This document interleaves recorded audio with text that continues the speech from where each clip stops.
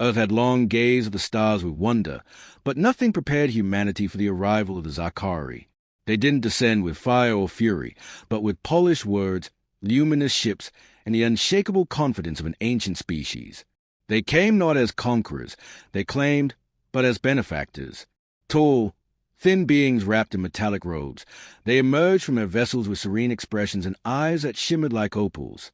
To them, humanity was a juvenile species, charming, chaotic, but ultimately harmless. Dr. Evelyn Ross, a linguist and cultural advisor with the Global Coalition, had been among the first to speak with the Zakari. Her initial fascination with their poetic language and complex social rituals soon gave way to frustration. They refused to engage with any concept they deemed beneath them: warfare, aggression, or even competition. They viewed such things with amused detachment, like a parent watching a child wield a stick as if it were a sword. At a globally televised summit held in Geneva, Zakari Ambassador Velix stood tall and serene before the gathered leaders of Earth. "Your species clings to weapons like a child to a toy. We transcended such tools millennia ago," he said, his voice echoing not from his mouth but from a small glowing node on his collar. "Guns, missiles, bombs, they are brutish, inefficient, loud." General Marcus Harlan, commander of Earth's Unified Defense Initiative, folded his arms and stared him down. "Brutish they may be, but they work." Velix smiled with the patience of a saint. "Only against yourselves." That comment rippled across the room. Some delegates laughed nervously. Others squirmed. Harlan didn't move. Evelyn noticed the way his jaw clenched slightly, a quiet signal of his contempt. In the days that followed, the Zakari toured Earth's military bases, not with fear or curiosity, but with casual superiority. They watched missile tests with the disinterest of someone flipping through channels. A plasma cannon demonstration barely raised an eyebrow.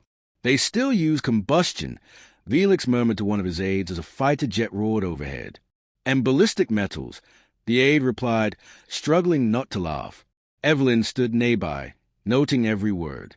She knew the Zakari were powerful, yes, but their arrogance had edges sharp enough to cut.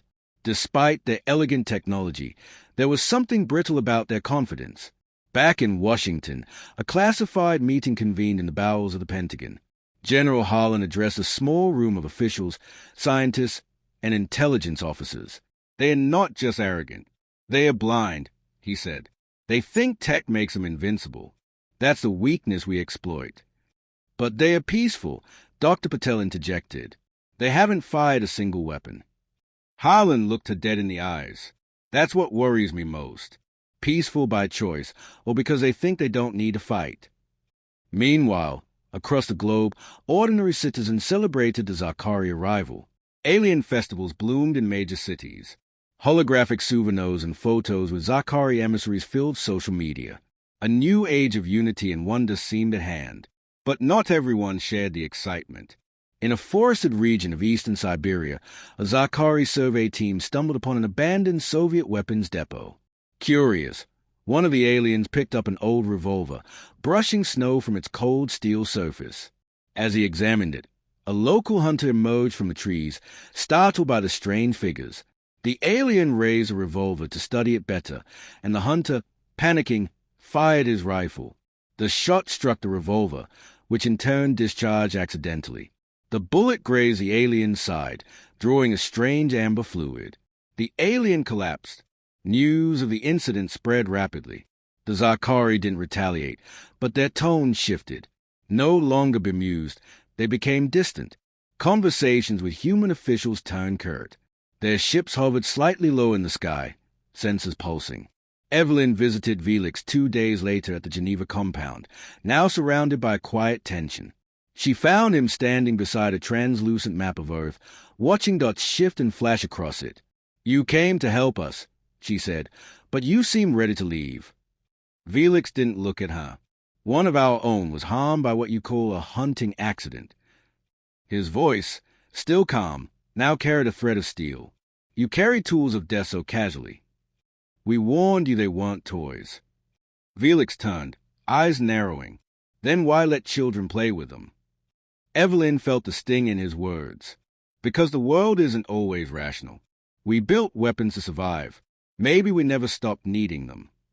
Felix was silent. Then he walked past her, murmuring, "Your weapons are crude, but your unpredictability is not." Later that night, Harlan received a coded message from the Geneva compound. A Zakari fleet had begun internal reconfiguration. Quietly, without show or noise, their ships were preparing for something. Something that wasn't peace. And for the first time, Evelyn, Harlan, and the leaders of Earth began to understand. The war they never wanted might come not from human aggression, but from alien fear. As the stars above shimmered with the presence of watchers, the world below waited, still amused, perhaps, but no longer certain. And deep in the darkness between the stars, other eyes opened. Ambassador Felix no longer smiled during his public appearances.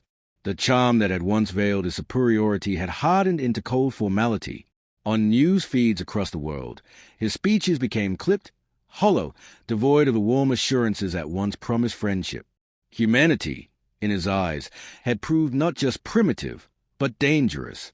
The incident in Siberia, though officially labeled an accident, had stirred something ancient in the Zakari psyche. Their race, bred for diplomacy and dispassion, still held ancestral memories of conquest and fear. Those memories had been buried beneath millennia of evolution, but fear, like gravity, could never truly be escaped. General Harlan saw the shift long before the public did. He watched Felix's mannerisms with the same scrutiny he used to track enemy movements on a battlefield. He recognized hesitation, calculation, and above all, uncertainty. The kind of uncertainty that made people dangerous. "They are not leaving," Harlan said during a midnight briefing in the Situation Room. "They are watching, gauging whether we're a mistake they need to correct." "But why would they wait?" President Navarro asked.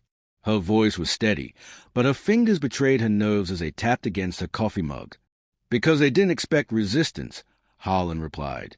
"They didn't come here planning a war. They came expecting obedience. They saw us as a species ready for submission. We proved them wrong." Across the globe, incidents increased. In Mumbai, a protest against the Zakari turned violent.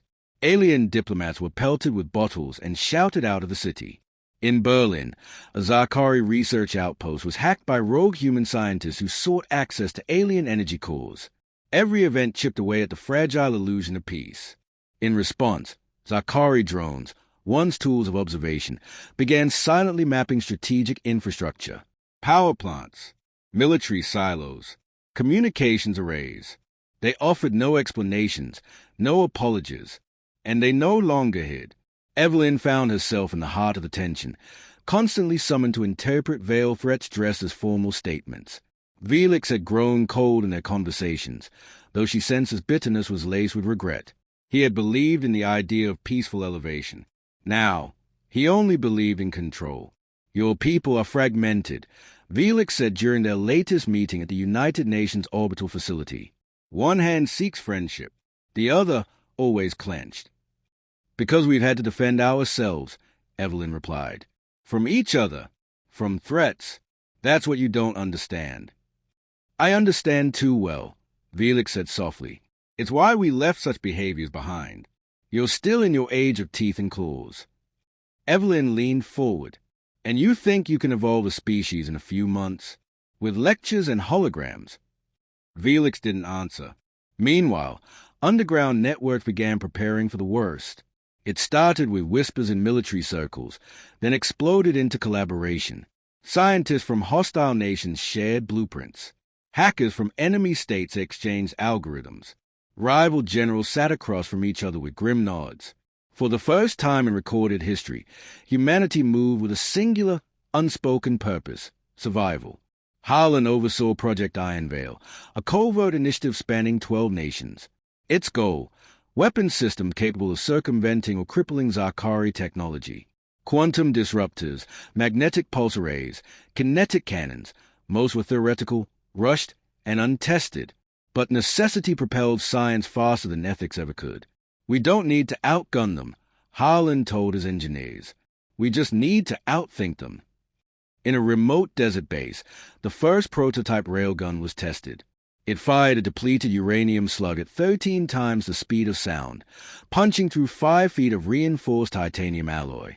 The crater it left wasn't what impressed the observers. It was the silence with which it struck. No plasma trails, no light signatures, just kinetic devastation. The kind of weapon the Zakari wouldn't see coming, let alone understand. Yet none of it guaranteed victory. The Zakari still possessed technology that bent the laws of physics. Their ships could fold space, their sensors could detect the electric rhythm of a heartbeat, and they had not yet shown what they were truly capable of. That silence was its own kind of threat. Then came the skirmishes, quiet, deniable, and localized. A small Zakari drone swarm was intercepted over the Pacific by a U.S. stealth cruiser. The incident was buried in classified reports. In South America, Zakari scouting teams vanished during a seismic event, but local sources whispered of an ambush involving magnetic mines. Neither side claimed responsibility. Both knew what was happening. It was war by shadow, conducted in whispers and half-truths, and each engagement pulled the veil tighter. Evelyn began to fear what would happen when that veil was finally torn away. She met Harlan again, this time on a secure satellite link from an Arctic installation. His face was lined with fatigue. "They are reconfiguring their ships," he said. "We've seen movement, internal shifts in power nodes, like they are prepping for something." Evelyn swallowed. Retaliation. Or preemption. "They still think we're too primitive to win." "They're right," Harlan said. "If this were a fair fight." She stared at him. "And it's not. It never is." In the orbit above, Zakari command ships began linking. Energy readings spiked. Earth's telescopes tracked the changes, but no official statements were made. The public remained blissfully unaware, celebrating Unity Day parades in cities adorned with Zakari symbols. Back in Geneva, Felix stood before a Zakari tribunal, composed of holographic avatars from their distant homeworld. They had reviewed Earth's history, its wars, its brutal revolutions, its weapons of mass destruction. "They are not ready," one avatar concluded. "But they are dangerous," said another. Felix remained silent. The tribunal reached consensus. "Containment," the final voice said. "With regret." Felix bowed his head. The next day, every Zakari ship in Earth's atmosphere descended 2 kilometers closer to the surface. Humanity looked up and remembered how to fear the sky. The skies had never looked so unnatural.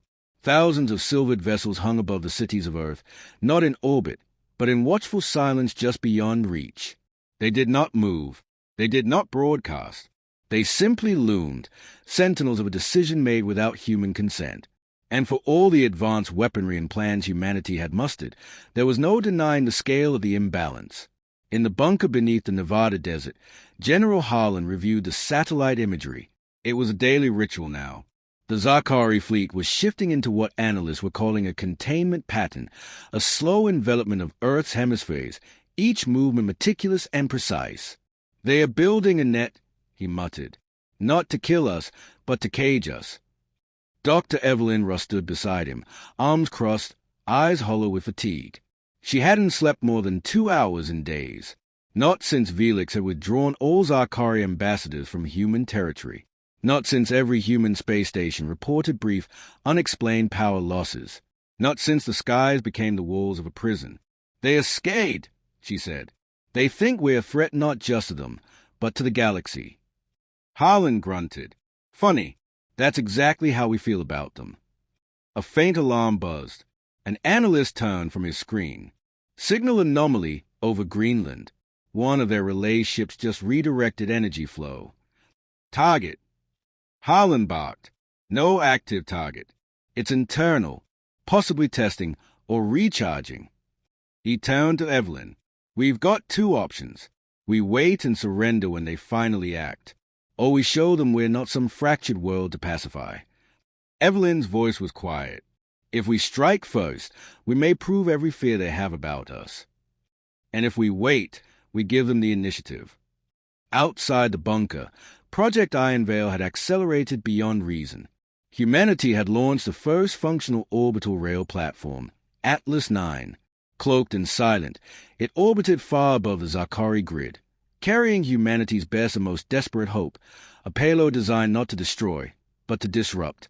A quantum destabilizer, built in secret, fed by fear, capable of scrambling Zakari energy matrices. It was untested. It might do nothing, or worse, provoke an extinction-level response. The launch code rested in Harlan's palm, stored on a retinal-locked device no larger than a playing card. He stared at it longer than he should have. Meanwhile, Felix watched her from the observation bay of his ship. The planet still rotated beneath him with quiet majesty, oceans glinting, cities glowing, storms swirling across continents. For a moment, he remembered what had drawn him to this world in the first place. Its chaos, yes, but also its beauty.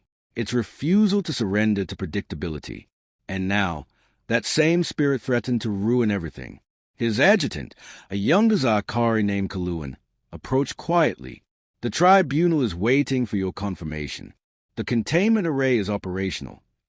Felix said nothing. They see hesitation as a weakness, Kaluan pressed. If we don't act now, Earth may become a beacon for other disruptive civilizations. The Council fears contagion. Felix turned to face him, and for the first time, there was anger in his voice. They are not a disease. Kaluan blinked, but they are infected with defiance, with division. Felix walked to the window again. And yet, they survive. They adapt. I've seen resilience in them I've not seen in 1,000 worlds. If we wait, they will strike. Felix nodded slowly. They already have, just not with weapons. With will. At that moment, high above Earth, the Atlas 9 satellite powered its core.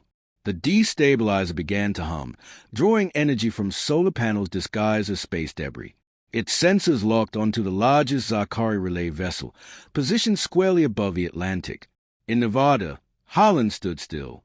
The launch key glowed green. Final authorization, said the technician beside him. Evelyn stepped forward. There's still a way out. Harlan didn't look at her. I don't believe in miracles. I'm not talking about miracles. I'm talking about communication. They've stopped listening. Then make them hear something they can't ignore. He turned to her at last, and in that glance, he saw her conviction, her belief not in weapons, but in understanding. And he hesitated. A sudden tremor ran through the bunker. Lights flickered. Power surged. The room held its breath. Then the screens lit up again, only now they displayed a signal. A message. Not from Earth. From Felix. It was brief. Just 3 words, transmitted across all frequencies. Do not fire. The technicians turned to Harlan. He stared at the launch key. How the hell does he know? Evelyn whispered, because he understands us more than we thought. In orbit, the Atlas 9's countdown halted. The destabilizer dimmed. Its systems reverted to passive scan mode. No launch. No war. Felix closed his eyes. On Earth, every leader who had been part of Project Ironveil received an encrypted message directly from Harlan's office. The operation was suspended. Contingency plans remained, but the trigger had not been pulled. For now, that night, for the first time in weeks, the Zakari ships rose higher in the sky, just by a few hundred meters. But it was enough. Enough to signal hesitation. Enough to signal hope. And across the quiet planet, humanity waited. Not with peace. Not with panic. But with readiness. The calm that followed was not peace, but a breath held in tension. For 72 hours, neither the Zakari nor humanity made a move. News outlets speculated wildly, but no one on Earth truly understood how close they had come to disaster. Only those in the shadows, generals, diplomats, and scientists knew that a war had been averted not by force, but by restraint. General Harlan stood alone in the observation chamber beneath the Nevada complex, watching the sunrise ripple across the desert. The Earth toned, oblivious to the secrets that nearly scorched its skies.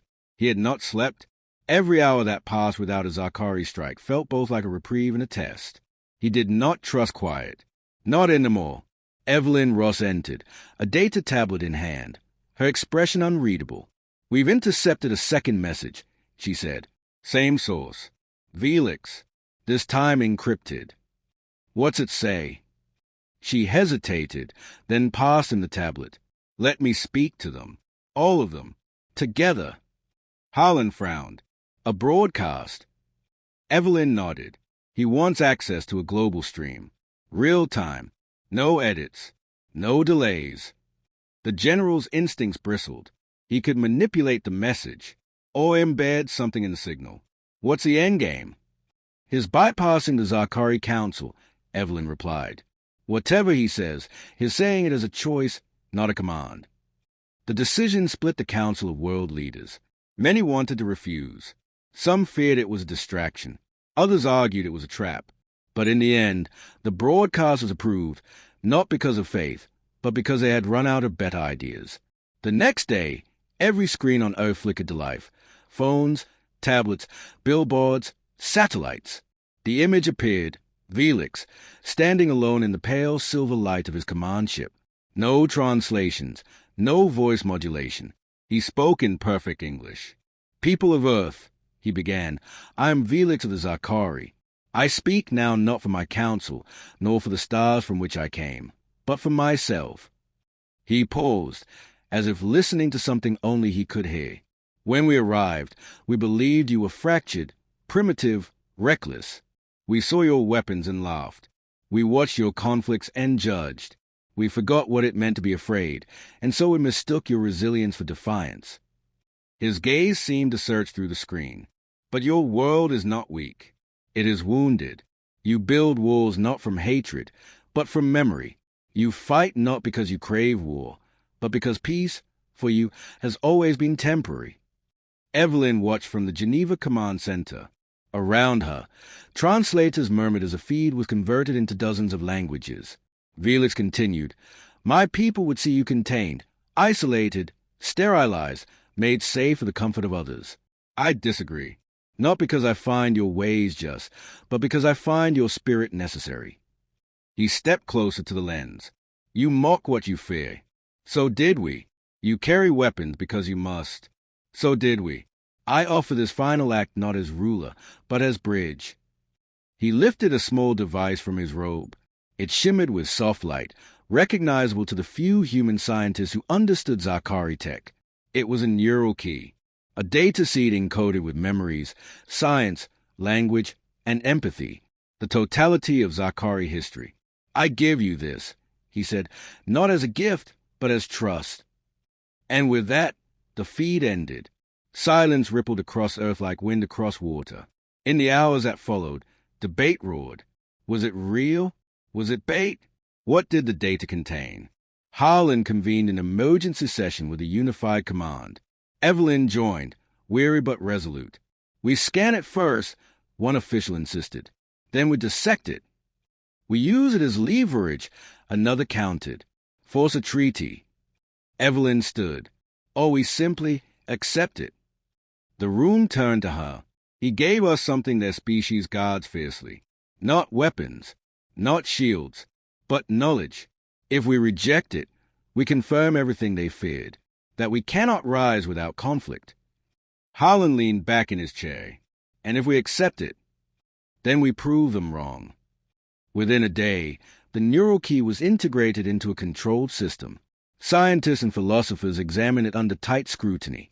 What they found stunned them, an archive of Zakari civilization stretching back 20,000 years.